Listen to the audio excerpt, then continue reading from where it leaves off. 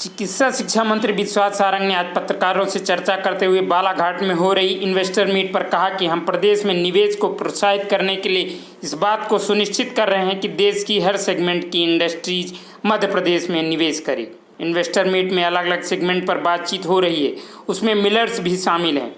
दुष्कर्म पीड़िता का वीडियो सोशल मीडिया से नहीं हटाने पर राहुल गांधी को फेसबुक से मिले नोटिस पर उन्होंने कहा कि नेहरू परिवार हर समय से अनुशासनहीनता करता आया है। राहुल गांधी कभी स्कूल नहीं गए, न कभी अनुशासन का पाठ पढ़ा।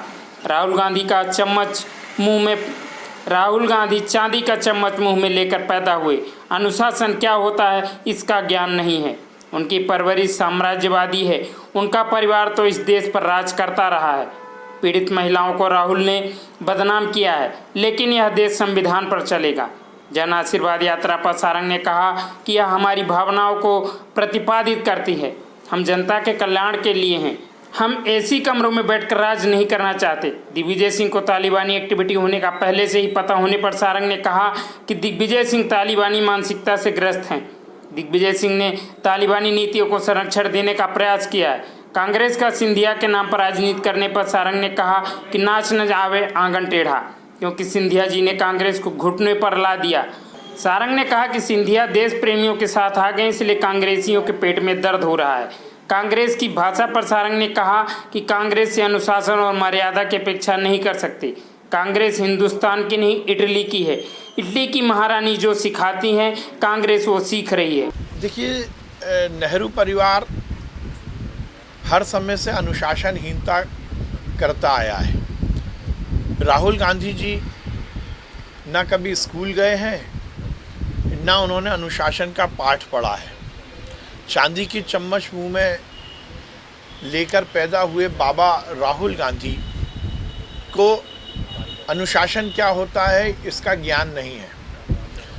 उनकी परवरिश साम्राज्यवादी सोच के साथ हुई है। वो ये मानते हैं कि उनके परिवार का इस देश पर राज है, और इसीलिए उनके भाषण, उनका ट्वीट, उनकी बॉडी लैंग्वेज इस बार को दर्शाती है कि वो समाज से अपने आप को ऊपर मानते हैं। उनमें एक अलग तरह का सुपीरियरिटी कॉम्प्लेक्स है, और इसीलिए सबसे दुर्भाग्यपूर्ण यह है, आपका इंस्टाग्राम अकाउंट बंद हो जाए, आपका ट्विटर हैंडल बंद हो जाए, आपका फेसबुक पर दिक्कत आ जाए, ये अलग चीज़ है। पर सबसे बड़ी बात है कि आपने अपने कृत्य से संपूर्ण महिला जाति का अपमान किया है। अंडर में है, इनके नीचे है वो राहुल गांधी जो अध्यादेश की कॉपी को फाड़ सकते हैं।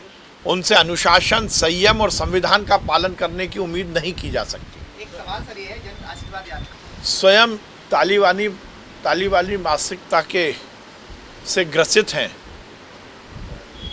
कांग्रेसी हों या दिग्विजय सिंह जी जैसे नेता हों, उन्होंने हर समय तालिबान को प्रश्रय देने और उनकी नीतियों का संरक्षण करने का प्रयास किया है।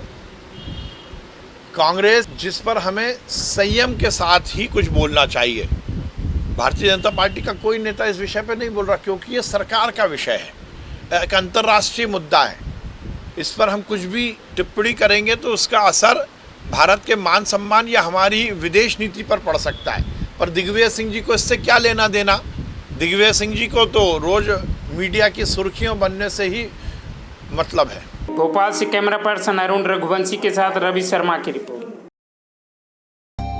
मानसरोवर ग्लोबल यूनिवर्सिटी की ओर से सभी देशवासियों को स्वतंत्रता दिवस की ढेर सारी शुभकामनाएं। संपर्क करें 8989010102, 8989080809।